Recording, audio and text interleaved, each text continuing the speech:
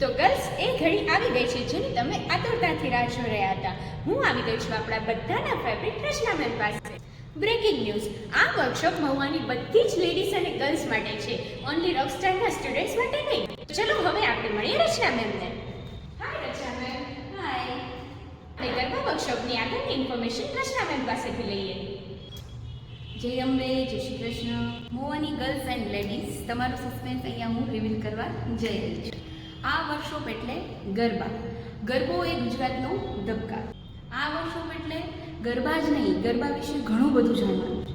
Ma'am, આપણે જે આ વર્કશોપ કરી રહ્યા છીએ તેમાં ગર્લ્સને કેટલી મજા આવશે? ગરબા એ ગુજરાતનો ધબકારો છે, તો લેડીઝ એન્ડ ગર્લ્સને આપણે મન મૂકીને નાચી શકીએ ને એવો અનુભવ કરાવવાના છીએ આ ગરબા વર્કશોપમાં. આપણો ગરબો વર્લ્ડ હેરિટેજ સુધી પહોંચ્યો છે.